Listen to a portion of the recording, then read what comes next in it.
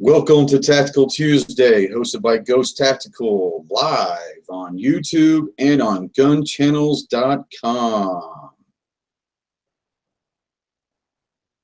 Hey guys, welcome to Tactical Tuesday. My name is Trey with Ghost Tactical. We've got a nice panel with us tonight that we're going to talk a little bit about competitive shooting. We're also going to dive into a little bit of home defense and what kind of calibers, what kind of guns to be using in home defense, and what our personal preferences are. Before we get going, let's introduce our panel tonight. We've got a few of them here. I think we got one more going to be jumping in here in a little bit, but let's get on the panel first. Foos, how are you doing? Tell us where you're from and all that. I'm from northwest Arkansas. I've been on gun channels for a while. I shoot a USPSA. Right now, I'm a production master shooter. So, yeah, I've been shooting that since about 2011. Sounds good. Next up, we've got a guy who goes by a couple different names. We're going to call him Hurst Oils tonight. Hurst Oils, tell us what's up, man. Hey, man. So, yeah, I come from southeastern Wisconsin. Entered the gun game about 1.5 years ago. Pretty much love it. Don't love the price. Don't love the price of it, but I'm trying to keep my head above the water. And I really don't shoot competitively. I just go to the range every now and again and have a good time. So I'm just trying to get my boots on the ground, you know. Sounds good. Toohotty, what's up, brother? Hey, what's happening, guys? Thanks for the invite, Ghost. Hey, no worries.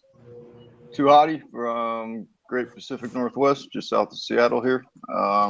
Not a competition shooter as of yet. It's always something I've thought about and here to get a little more information. I'm just a regular guy. There you Just go. get out and do it. Absolutely. Just take your gun. Get a little Uncle Mike's holster. That's what I start off with. Magazines and pockets for the first time is perfectly fine. Just get out and do it. Absolutely. But basically, just have a holster that covers the trigger guard, covers the end of the barrel. You're good. Absolutely. Well, Hurst Oils, we got a guy, a buddy of mine on the YouTube side who checked in, 04 Hemi. He's from Wisconsin, so we said finally someone else from Wisconsin. Guys, if you're on the YouTube side, we can't see if you're here. So when you check in, go ahead and say, hey, tell us who you are, where you're from. If you've got any questions, go ahead and ask.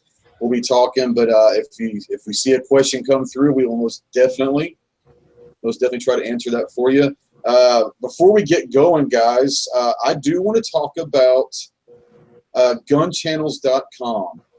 Looks like we got Ellis is out there on the gun channel side.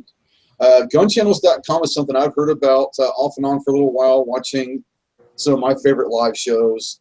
And someone who's going to hopefully be on our panel here in a little bit, CloverTac is the one that got me last week on the gunchannels.com. And guys, if you haven't heard of it or if you haven't checked it out,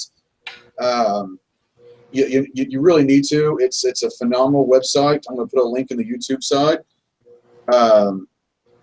It's really going to be for people that are gun enthusiasts.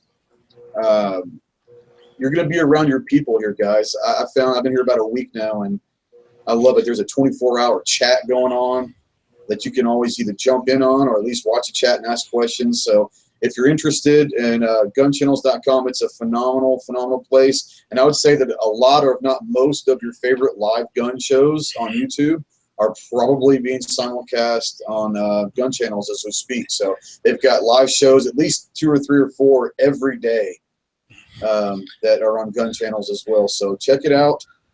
You guys have anything to say about gun channels? Because actually all of us here met through gun channels. So go for it, guys. Exactly what he said. There are shows that are over specific topics like the one you guys are going to be listening to here, or we also have a lobby that is kind of like anything goes.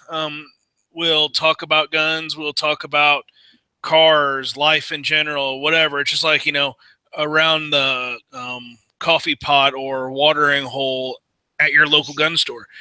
We're all there because we enjoy guns, but that's not what we're all about. I mean, we all have different, interests and stuff like that, and we'll go and we'll, pull each other's leg, bullshit with each other.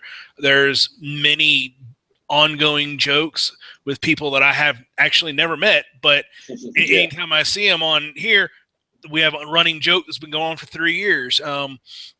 I've met a number of people that I wouldn't have met.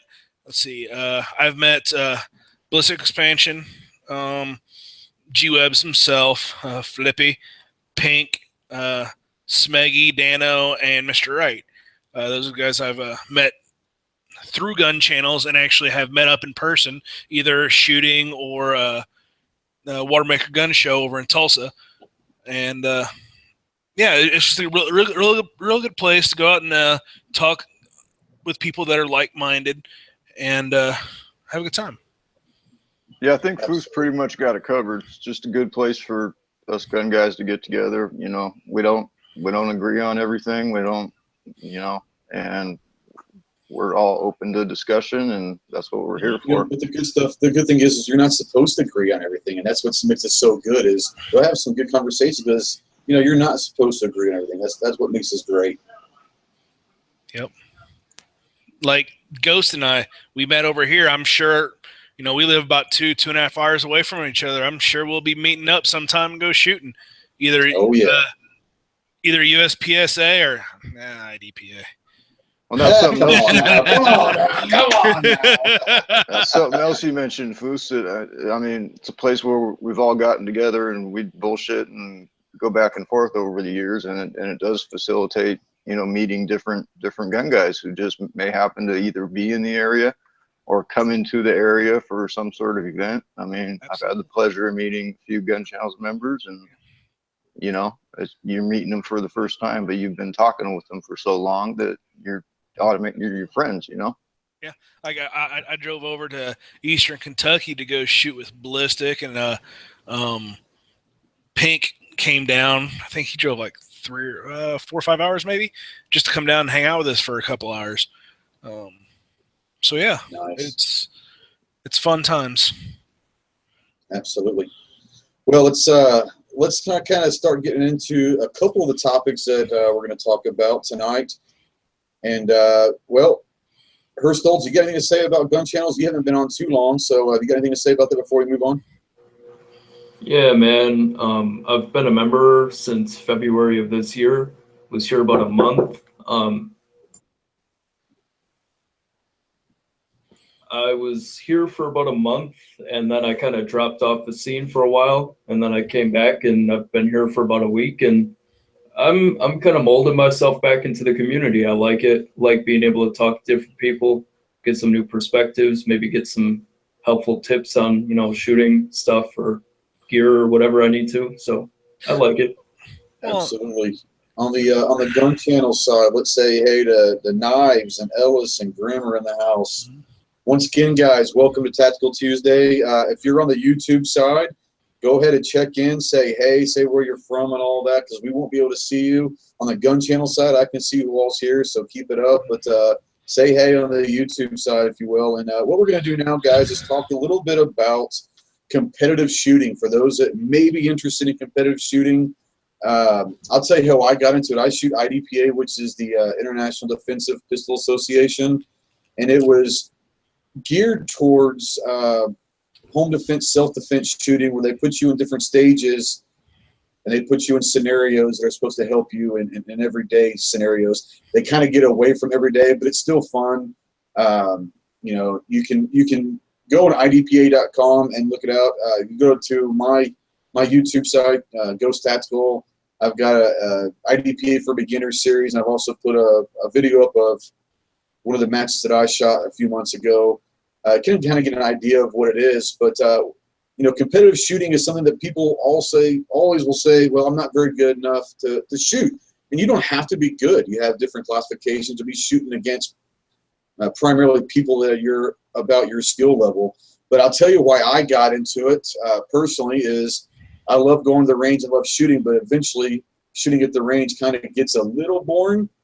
So buddy of mine shot it, and he said, "Hey, man, you might like this. It'll give you a reason to go and practice and practice with a purpose and all that." And so I went and went to my first match, and the guys, I can tell you this much, and I don't know about the USPSA side, but on the IDPA side, I haven't met a jerk yet. And well, I shouldn't say that. I've met one or two, but they're always going to have that. But 99% of the guys out there are awesome. They'll let you shoot their guns if your ears breaks down.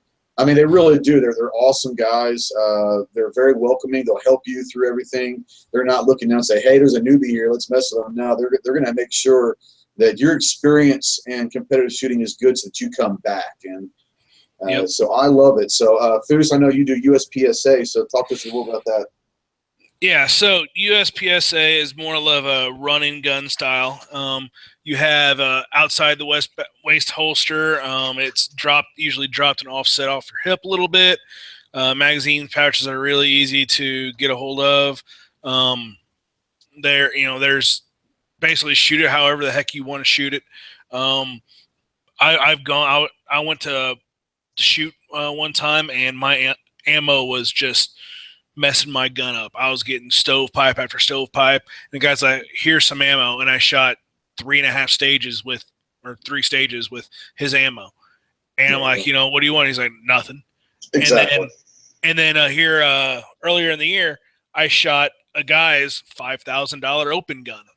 First time I ever shot it. And he's like, "Here, you want to shoot?" I'm like, I was like, no, because I know my pocketbook can't afford it because all guns are awesome.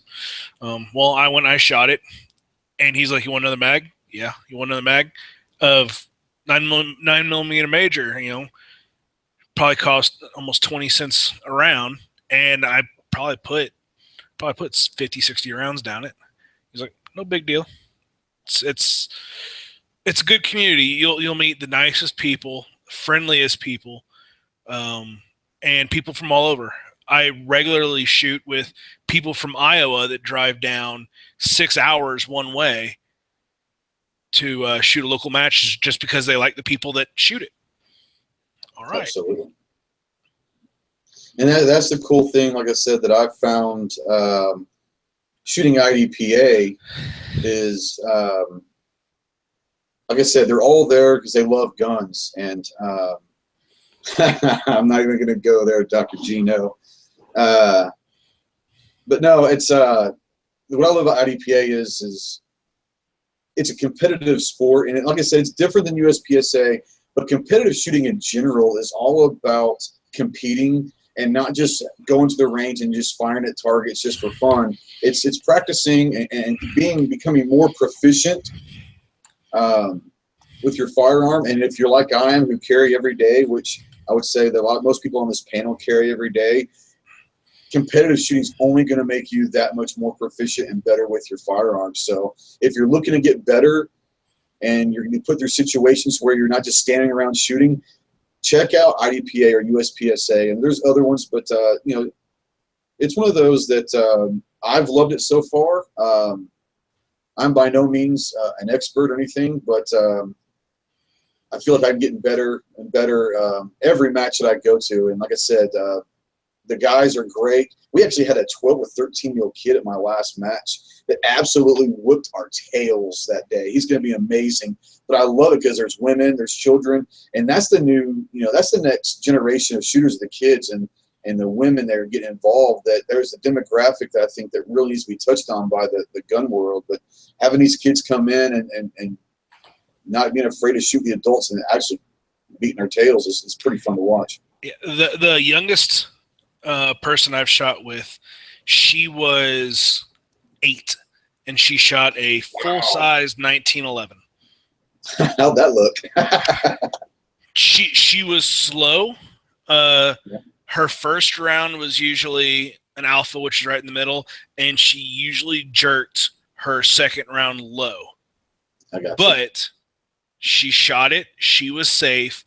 She had fun. The next time she came back with a 1911 and 9mm and shot quite a bit better. Absolutely. But you could go, your 1911, you could do basically anything that holds 10 rounds or more. Yep. And see, on the IDPA side, it's a little bit different. if you already have a gun, you really don't have to go and buy one, because the IDPA especially, they have different divisions, and it depends upon barrel length. They'll have the standard, the stock SSP, which is stock service pistol. Then they'll have, that's what a lot of them do. That's where most of the shooters are. My favorite gun is the Glock 19. So it's a little bit smaller than some of those other guns as far as barrel length goes. But guess what? IDPA has what they call CCP, which is the Concealed Carry Pistol Division. So I'm shooting against people that have basically the same size gun as mine. So they try to level it out. But the great thing about it, and I can't speak for the USPSA, but Foos probably could, but I can tell you, if you already have a gun and you want to try it, there are basic things that you're going to need. You're going to need a holster. You can, in IDPA, you can go inside the waist or outside the waist. It makes no difference. You need to have about 3 mags. And the great thing about IDPA as far as the mags, you'll be able only to load them to division capacity. So depending on what division you are and what size gun, like for me, I can only load mine to 8+1. Even though my Glock will hold 15 rounds, I can only load 8+1 because that's my division capacity. So, but most stages you only have to shoot maybe 18 to 20 rounds. So I'm not worried about, even if I only have an 8-round magazine and I have 3 magazines, I'm good to go for that stage.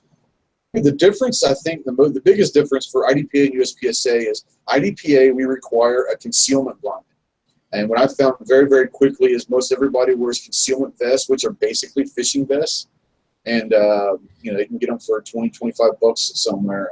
But you have to be concealed when you start.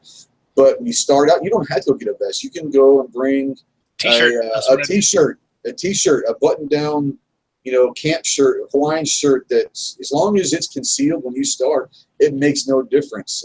So, yeah, it's all good. So I don't know if you guys have to conceal or not, USPSA. What do you guys have? I'm going to my channel real quick. Okay. So. No, but a lot of it for me is just the fun of shooting. And I know a lot of people will sit there and say, I'm not very good. You don't have to be good. You're only going to get better as you shoot more. And the more proficient you get with your gun, the better you're going to be in everyday life, not just for competitive, but for those that conceal and they carry every day, then absolutely, man, you're only going to get better.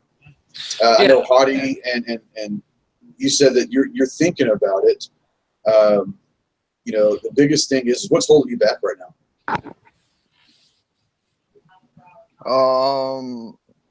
In all honesty, ammunition costs probably, and ammunition. If that is an issue, definitely go IDPA. Just because, we did 6 stages, and I probably burned close to 200 rounds. Yeah. So that's one thing about USPSA and IDPA. I think IDPA, correct me if I'm wrong, maximum round count is 18 rounds. Yeah, 18 rounds. Now, 18 rounds is the maximum per stage, but there's going to be some stages what they would call limited or unlimited. If it's a limited stage, then you get 18 shots and that's it. Your best score goes. But a lot of stages are unlimited, which means if you hit a couple targets and you didn't like where you hit them, you can go back and re-engage those targets and all that. So you can get up to 20, 22, 24 rounds. But yeah, the limit as far as the maximum per stage is 18 unless they make it an unlimited stage. So in USPSA, go back. Yeah, in USPSA, our maximum limit is 32. And as you see, my holster is sitting here, dropped and offset on my right hip, and then I have 5 mag pouches sitting on my left hip. So I carry 61 rounds because we could have in my gun or my division, which I shoot production. So I could have 10 in the magazine, 1 in the chamber, and then every magazine over here will have 10 rounds in it. So I carry 61. There's been some times where I've shot that many because I sucked that day. Yeah, so I mean that's what I shoot in. Dropped offset a little bit and then magazine pouches. If you're new, I would not say production. I would go what's called limited, where you could stuff your magazines full and go out and shoot. because 32 rounds, if you could take and have 17 in your mag, guess what? You only really need 2 mags, but a lot of people will have 3 on them. So that's something with USPSA. Just get a holster, a Kydex holster, or you could even do leather, but mostly people do Kydex, and get something that covers a trigger guard, and you're good for a holster. Yeah. All right. Well, I've got all that stuff, and hearing the round counts, I guess it's not even ammo that's ammunition costs that's holding me back. It's just a matter of not finding where the stuff is going on and actually. Well, you can go to practice score, and I'll put a link out there for you guys. It's called Practice Score, and you can search by your area, and it'll give you all USPSA. It'll give you all matches that are registered with Practice Score, which I would say most matches use Practice Score, so you can do that as well. So okay, so right here, this is Practice Score, and if you go to matches, it has the entire U.S. here, and let's say, well, heck, let's go down here to Arkansas. Okay, I'm zooming in. Oh, here's one. Let's see what this one is. USPSA, Arkansas 2, North Arkansas Action Missile. This is the one this is my home range. And I come over here. Oh, what's this one over here? Oh, here's an IDPA in August. Oh, it's 3 days from now. Well, heck, I want to shoot this weekend. I could go sign up. Or down here, this is that's CASA. IDPA August. Sweet. That's 3 days from now. Here's another one. Probably Bryant Gun Club. They have IDPA a week from now. So you can actually take and do that. This is a fairly new feature. Yep. It's just to kind of figure out, what's around you. I really like that because then you can visualize kind of how far they are and see everything laid out on one map for you. Absolutely. Yeah, it is nice. Hey, I want to send a shout out to my daughter who's up in Branson coming along. She says, "Hey, Dad, headed home." So, what's up, kiddo? See you a little bit later. Be safe. Sorry about that. Sweet. So yeah, it's just something to look into. Let's say let's say for instance, I'm traveling to Dallas, and I'm like, okay, I want to shoot. Well, what's around here? Oh, okay. Well, there's IDPA, bunch of IDPA. Well, I don't like IDPA. It's like you're looking at a fast food menu, but for shooting. Yeah, pretty much. Simplified. Yeah. Here's and the thing is, not just pistol. Here's a long range precision. There's everything. So that, or if you want to do something else, you could do matches. Let's see. There's a way you could go to the old search right here. Here's a question for you guys. What is there any categories or divisions, or maybe just they'll include you in the division for people with any ailments? You got a physical. Not really. But like, there's up in Rolla, Missouri. There is a guy. He's in a wheelchair all the time. He runs He runs a Glock 17, or actually a 34. He's in open just because of his ailments. So because he runs 170 millimeter magazine, he runs open, but he is in a wheelchair. He's a mechanical wheelchair. He gets out there and shoots. And I'll say, as far as having a classification for that, in IDPA we don't. But here's the thing about IDPA is once a year you've got to go through a classifier, and it's a 6-stage classifier that you go through it all. And everyone in the country is the same classifier no matter where you are. It's to be different ranges, but it's the same basic setup. And you go through it, and basically what you do at that time is your time puts you in either a novice classification or marksman or sharpshooter, expert, or master. And so when you go and compete in your matches, you're only competing against people in your classification. So if you classify as a marksman and you had to, and let's say you're a little bit slower because you have an ailment, and you classify as a marksman or a novice, well, that's fine. It makes no difference, because when you go to a match, you're competing against only people that are not only in your same division, depending on what gun you're using, but also your classification. So you're not going to be going up head-to-head against some master shooter that's badass. You're going to be going against people that are going to shoot about the same times in the classifier. So that's where they kind of even it out in IDPA. Does that make sense? Yep. And for you guys, what do you notice? Do you notice more of guys who are out there to compete and win, or more guys who are out there just to compete against themselves and have a good day shooting? For me, I mean, you're going to have that 10% that's the gung-ho, I want as many trophies as I can get, and that's awesome. But for me, about 90, 95% of the guys, they're just out there to enjoy shooting. They're there to enjoy the fellowship. And you're in squads of either from 6 to 10 people, so you're going from stage to stage with the same guys. And over a 6-hour span, you can really meet some people and get to be good friends. And most of the time, it's just hanging out, having a good time, and talking guns. And oh, by the way, there's a competition going also. So now, when you get to the bigger matches, like when I went to Tulsa for Oklahoma State shoot, yeah, I mean, there's some guys that are pretty gung ho about it. But I mean, you're going to have that 10% no matter what. What do you think? What's it like over USPSA there, Bruce? So yes, there's people that come and compete against themselves. I do compete against myself, but I want to beat everyone else that's there. That's right. I mean, you're competitive, Yeah. I am one of those that I want to be as good as I absolutely possibly can. I go there because shooting's fun and the people are awesome, but if that was the only reason for me to go, I wouldn't go. That's right. So it's no, and so you're going for the gold, kind of.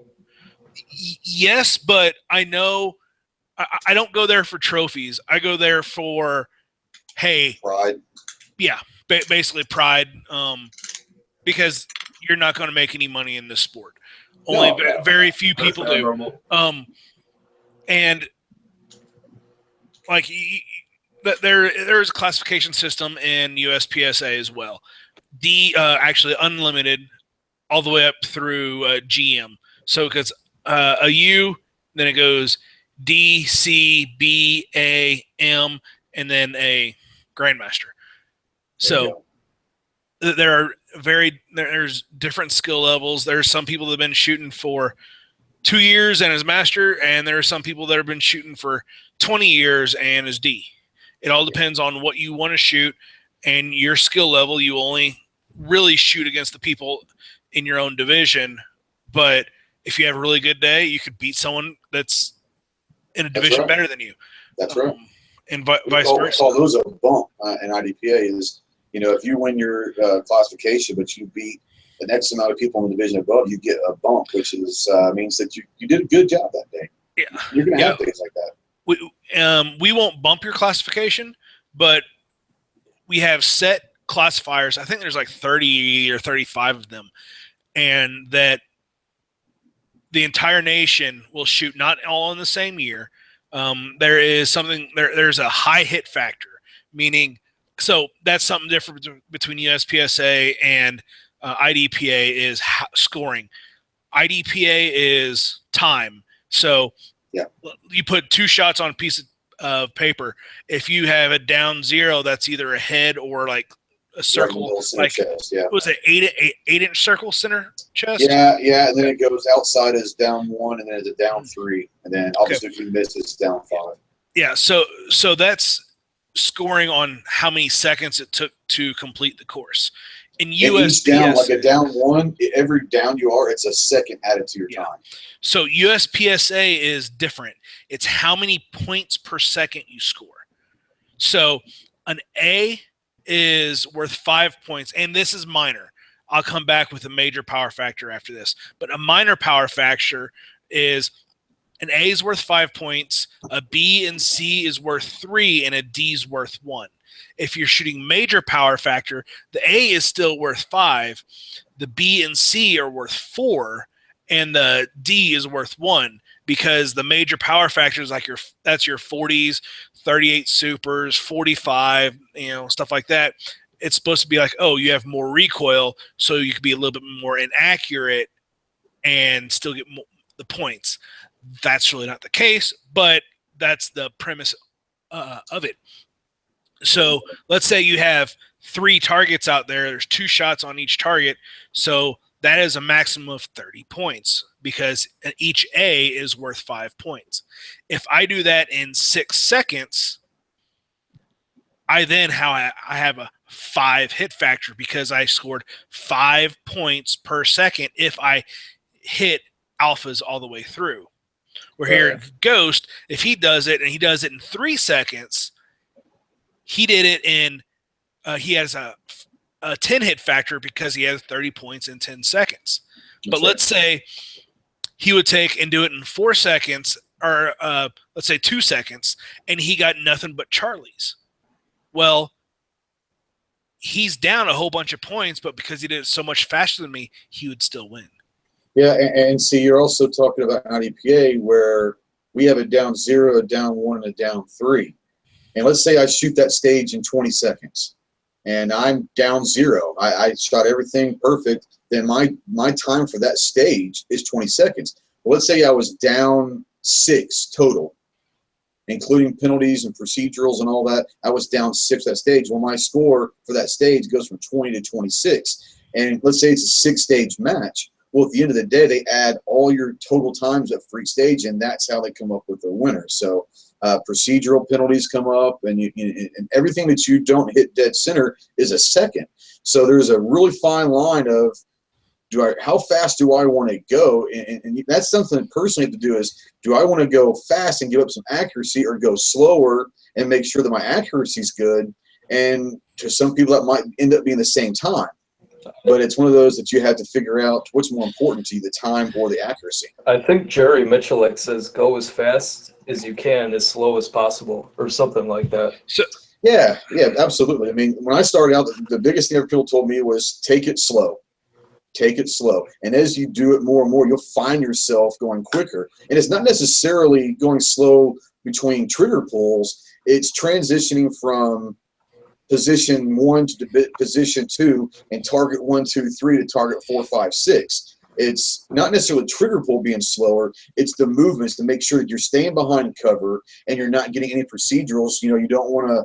There's all sorts of procedurals where you don't want to do a slide lock reload while you're not behind cover. So I mean, there's a procedural point. So that's the thing where you want to be slow, is make sure you're doing the procedurals right. Yeah. But when you start pulling trigger, go ahead and pull as quickly as you feel comfortable with. Yeah. Whereas in USPSA, if you want to shoot one round and have basically a full magazine and dump it, you could dump it. You could. There's nothing like that.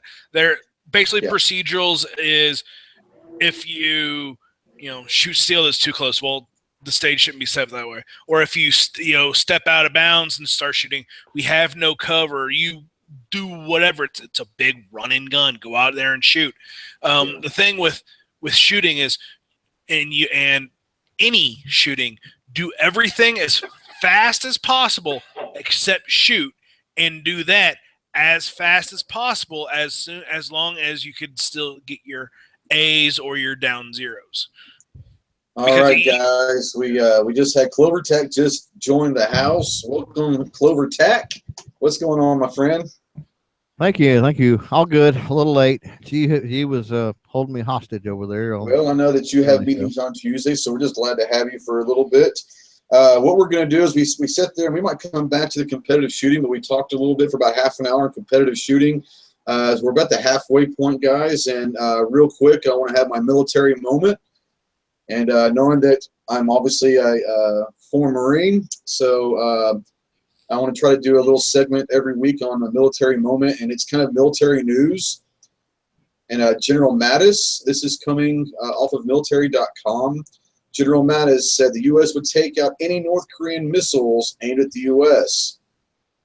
He basically was responding to a reporter when asked about North Korea's assertion that it might soon fire 4 ballistic missiles into the waters off of Guam, a U.S. territory in the Pacific. Mattis made it clear he did not want to be seen as escalating the tensions, but he did say the United States would take out any North Korean missiles seen to be heading for American soil. He declared that any such North Korean attack could lead to war. And I'm a little partial to General Mattis, being that he is a Secretary of Defense, but he's also a Marine, so Semper Fidelis. But anyone, I know this has been in the news for the last week or so when Kim Jong-un or whatever his freaker name is, but insane dictator. There you go. Said that he would have the capabilities and would be possibly willing to fire missiles at U.S. territory of Guam. That kind of sparked some discussion and some hostilities. But I don't know if I know this guy's crazy. I do know that I think he's clinically insane. But I hope for his sake, and not really his sake. I don't care about him. I hope for the North Korean people that are innocent in this, for their sake, he does it, because I don't think they want to meet the other side of the Moab, and the Moab would take out plus anything else in our arsenal. North Korea would not exist anymore. So I hope for their sake, this guy's not that crazy. Any comments on that, guys? You know what I think his problem is? I think he's a little lacking in the manlyhood department, so I think he's trying to compensate with the size of his missiles. Wait. You think he's a man? Missiles? No. He's just identifying himself as male. Oh, God. We're talking about a guy that's been told that he was a god by all of his people, and he's like the chosen leader. That dude's self-esteem is way up there, higher than his missiles can even go. Right? I disagree. That's still not very high. He thinks he's. I disagree. I don't think he has a self-esteem. I mean, I don't think he has high self-esteem, and I'll tell you why. I watched a thing. It's about 30 minutes. No prep time, of course, so I don't got the link, but it was a body language expert that watched multiple videos and things of him, and she said that he has almost like and I don't mean this in a derogatory sense, I mean it in a clinical sense. He has an issue where his cognitive development is retarded. In other words, he's a man-child, basically, in his demeanor and his interactions with people, and the way that just the way that he carries himself and the way that he acts. I mean, it's like you see movies or whatever, and you see the African king that is 4 years old or 5 years old, and she said it was almost like that when she watched him and looked at him from her psychological background and body language and everything, that he's just a man-child. I mean, he's basically been thrown into this leadership role after his dad. I mean, I would say he was in his teens, was he not, when he took over power of North Korea? I mean, he was a teenager still. And there's no telling what the educational background that he has is, but emotionally, the way he does things, the way he says things, I would tend to agree with you. I think that it might be a mixture of both, low self-esteem, and I think he has been told his whole life that he is a god over there because he is the ruler of this country. But there's something to be said about someone that doesn't have the worldly knowledge of what really is at stake. You'd like to think that the leader of a country would know the repercussions that he would have for everything he says and does. But I think you're right. I don't think this guy really gets what could be coming down the line, especially when we have a president that by words has shown that he will do whatever it takes. And obviously, I hope that never happens, but if it does happen, let's see if he will go take care of business. I think Trump will. I think he's surrendered the thought processes of the military to the right people. I think he's surrounded himself with great military leaders, so hopefully they're giving him the right advice to sit there and say, hey, if they fire on Guam, we're getting ready to have one less country in the world, because crazy, it needs to be wiped off if he does. I think he thinks that other nations see North Korea as like this small little place, and I think this is him trying to put himself on the map. Like he's trying to make a name for himself and say, hey, you know, I'm the cool kid on the block too, you know. Well, how Yeah, much like do you you think, like how you much do go you to think of it prison, is you that? know, and you Go ahead. you pick out the biggest guy in the prison yard, you know. So he comes on the scene and immediately picks a fight with the U.S. You know. Well, how much of this What do you does that think do is that there is a possibility that he thinks that Big Brother China is going to step in and help him no matter what? Which I don't think is necessarily the case, but I wonder if he thinks that China will be there to help him no matter what, because that's kind of Big Brother over there. I think maybe he does, but I think that from what I've looked into, I think the China backing was more so with his dad than him. I think so too. That's what I'm saying is I wonder how much of this thing he thinks that Big Brother's out there when he doesn't really realize that it's not, because China has gotten so involved with manufacturing all over the world that they're not probably willing to give up their economy to back up Crazy Ivan over there, you know? So does China still have a lot of economic ties to North Korea? I mean, like 8 years ago, they feed them a lot of stuff. Yeah, they a lot of the weapon systems and all that stuff that North Korea has is based upon the Chinese. I mean, they do feed them a lot of their equipment, a lot of their technology. So, China might be able to help control that a little bit, but if he's expecting Big Brother to help him out when he does fire those missiles, I think he's out for a big surprise. That's just my opinion. I agree. I think the analogy I heard like 8 years ago was like North Korea was the little Chihuahua dog that keeps barking. It's really annoying, and China's like its owner trying to take it out for a walk. Exactly. All right, enough from. I don't want to give this freaker too much airtime. So Too late. Because I know he's watching. I know he's watching the show. So, but I don't want to give him too much airtime. They don't have internet over there. They barely have electricity. What we're going to transition to right now, guys, is we're going to talk briefly. We got about 15 minutes. I do not want to run over. Hit or miss. Apparently, they're going to hit tonight. So hit or miss is going to be in about 15 minutes over there, 17 minutes. But before we get going, we got 10 minutes. I want to talk about this before we sign off. But home defense. What I want to talk about tonight is go through the panel and talk about, in your opinion, the best round for home defense and the best gun for home defense. And we'll start off with CloverTac, because I think you and I have had this discussion before. So, Clover, what you got? Yeah, well, I'm going to base my opinion on a couple of things. Ease of use, having to do with, skill level, and price. And I'm going to say a shotgun, buckshot. There you go. Done. There you go. Foos, what Pump you got? Pump shotgun. Okay. Pump shotgun, by the way. Pump shot. There you go. No slugs? You don't want to shoot through the walls?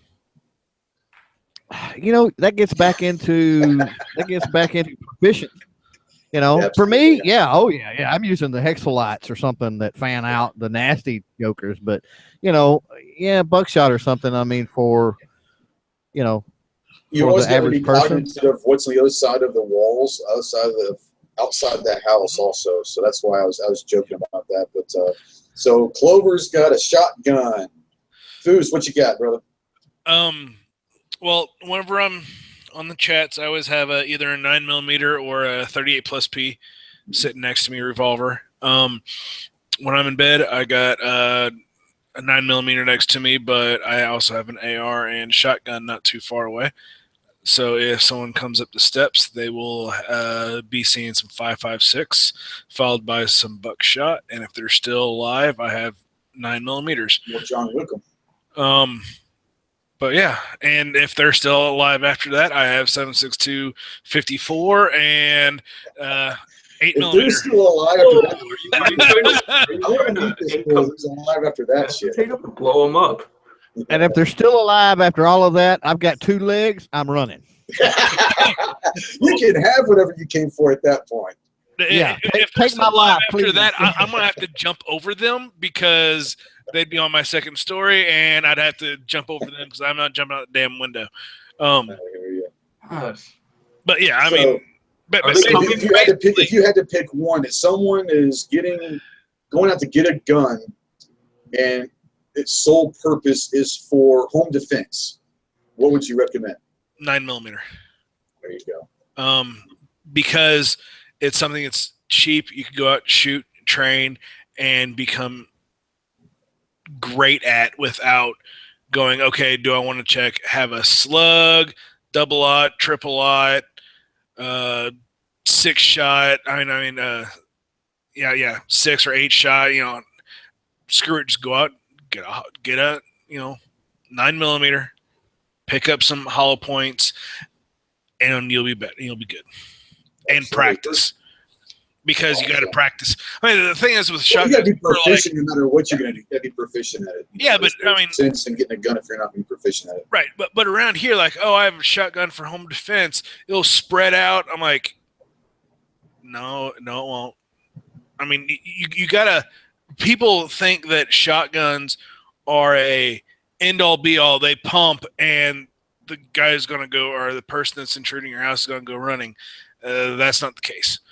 I would rather be proficient with a handgun and know, hey, I need to go out and practice this, than think I could just have a shotgun sitting in a corner for 5 years, and when the time comes, it will do what I need it to do. No, you need to do what you need to do because you've practiced if that time ever comes. Absolutely. The gun will not do anything. You have to do it. And that's right. why I say a pistol, because pistols are one of the tougher guns to master. So people go out and practice with it. Absolutely. Herstoles, what you got, buddy? Well, I pretty much say use whatever you got.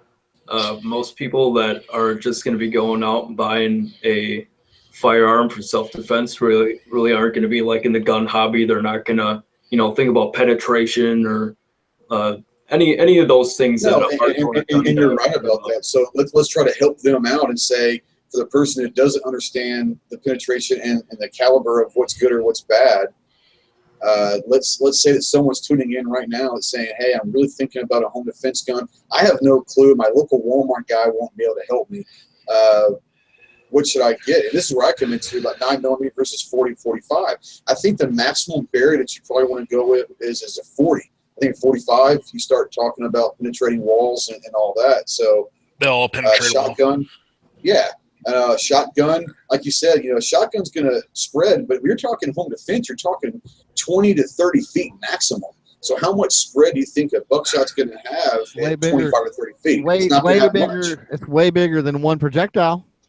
You're right about that. No, you're right about that. But what I'm saying is that's what we're trying to talk about is what's best. And for me, it's different than Clover's. But that's the beautiful thing about this is there's no wrong answer.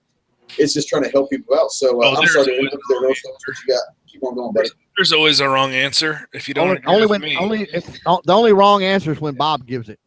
That is true.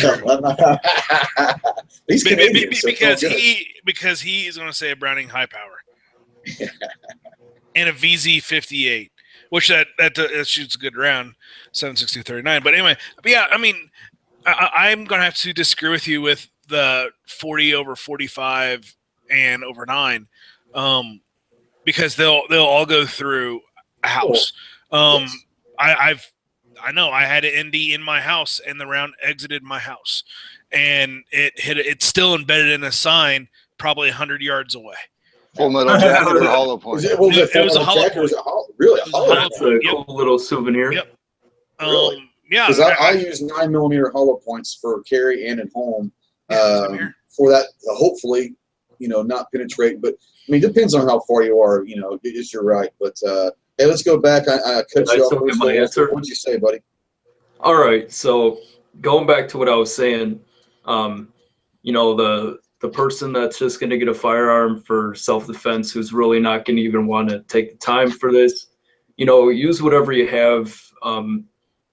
there was a news story where some guy broke into this one girl's house and she picked up a little 22 long rifle revolver and she was able to use that to protect herself, and she was shooting at him while he was running away. Basically, Yeah, Absolutely. just have situational awareness of, you know, what you're shooting at, what's beyond what you're shooting at. If you're using it in your house, make sure to get a little bit of range time in. Just familiarize yourself with your weapon. Make sure it works good with the specific type of ammunition you're going to be having in it when it's on duty. And aside from, you know, picking out your ammo, familiarizing yourself with it, you know, using it every now and again to, you know how it works and everything, just situational awareness, you know, make a little bit of a plan in the back of your head as to what you're going to do if you hear a bump in the night. And after that, you know, you don't really have to go any further if you're not going to be the hardcore gun guy that's going to the range every weekend. So Absolutely. just don't get a 50 BMG. If Yeah. someone is, Just don't go overkill and try to kill your neighbors 3 doors down. Just get a, you know, regular commonly found ammunition, you know, stuff like that. and we're going back to that story about that lady with 22. If someone has their back to you, don't shoot them unless they're running towards a friend or family and you fear for their life. That's right. Because if they're running away, it's going to be very, very difficult when the police show up to figure out why you're an imminent threat if they're running away from you. So be careful about that. Toohotty, what you got, bro? What I'm currently running as a just home defense, Glock 19 with a weapons light on it. Of course, hollow points. You know, I do have an AR handy, but you know, you got to be careful with the AR. You got to, when it comes, you got to select the right kind of ammo, and you want something that's going to dump all its energy and expand and do all that good stuff. So, I mean, tight neighborhood, tight quarters. I mean, you're still going to have that issue with 9mm, but you know, either a 9mm or an AR. Right now, it's 9mm for me. Yeah, and you can see right now it's 9mm for me. I would say, and I might be, you know, the AR is there in case needed.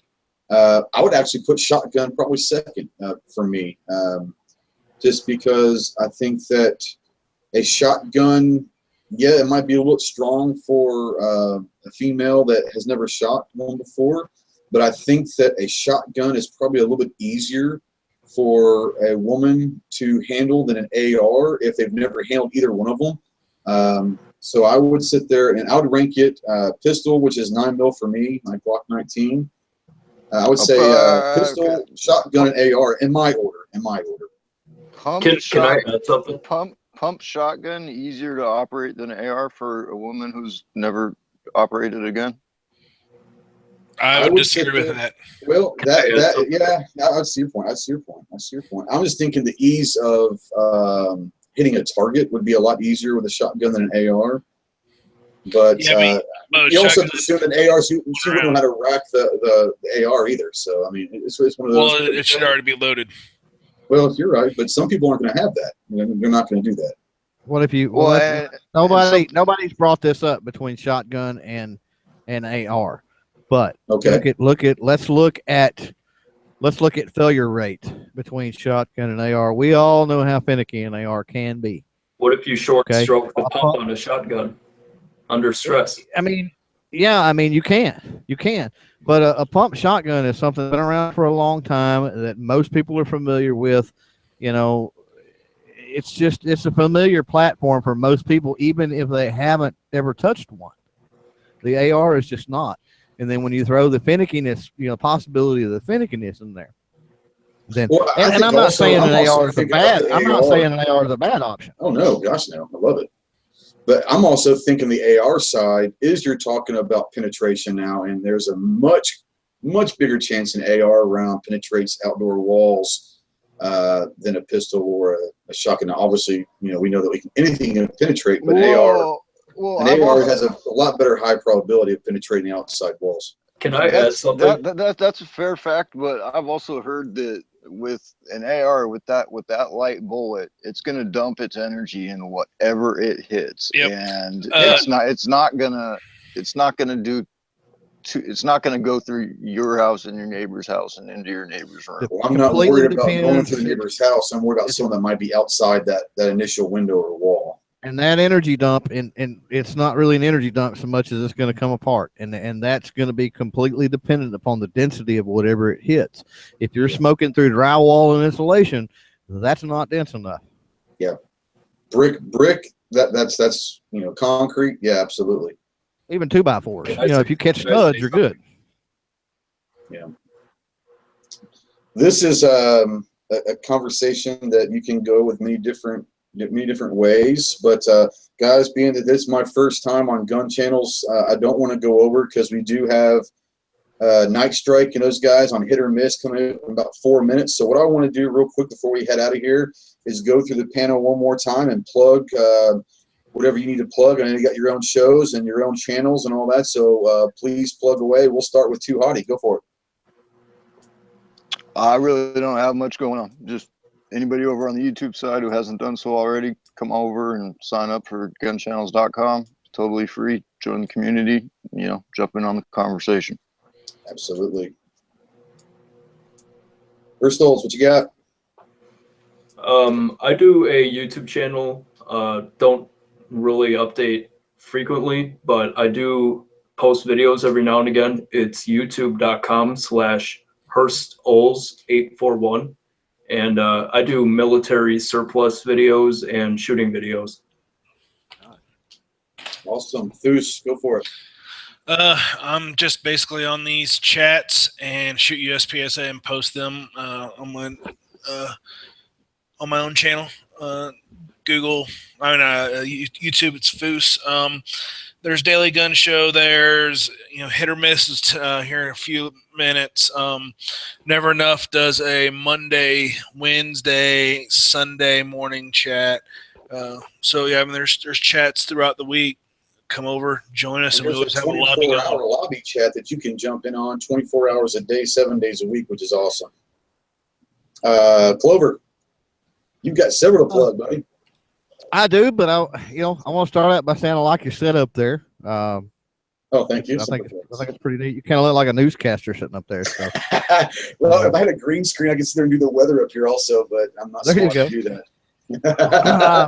Yeah, definitely want to plug. You almost look like CloverTac. Oh, you need a mic in front of your face.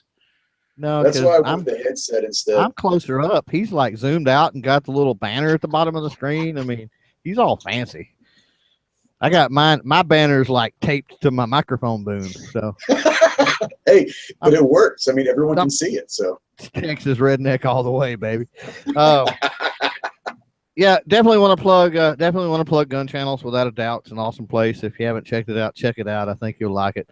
As far as my shows, yeah, I'm on YouTube, CloverTac, also on everything else. Go to CloverTac.com and you can get all the links there. I want to mention my got a giveaway. Got 2 CloverTac t-shirts be given away on the Friday show.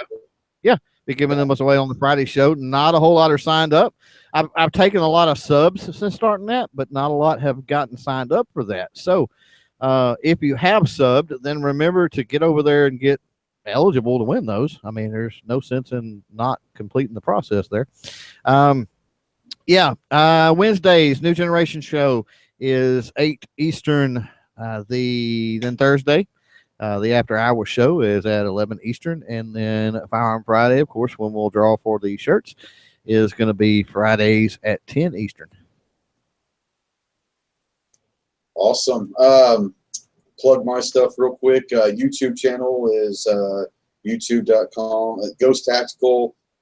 I just put up a new video yesterday on single man room clearing. It kind of goes into home defense. It's a pretty cool little video, I think. I don't know, maybe it's crap, but well, single man room clearing, which is kind of an interesting concept that a lot of people don't think about. But I'm going to go back real quick before I get out of here. I got about a minute or two, but gunchannels.com, guys, on the YouTube side. If you haven't joined, please do. It is free to join if that's what you want to do, and you can watch all these shows. Most of your favorite shows online on YouTube are probably being simulcast on gun channels. The difference is you're around your own people. Like I said, you can watch all these chats through gun channels, all these shows on gun channels. They have a 24/7 lobby chat where you can literally get involved with the chats and or just watch it and comment. But it's a great place. But other than that, I'm going to let it go, guys. I put the link down on the gun channel side and on the YouTube side for the Hit or Miss show with Night Strike. So go check them out real quick. And I want to thank all the guys, my panel, Toohotty, Herstolds, Foos, and CloverTac. Thank you guys for being on my inaugural Gun Channel show. I appreciate it, guys. And until next week, Semper Fi.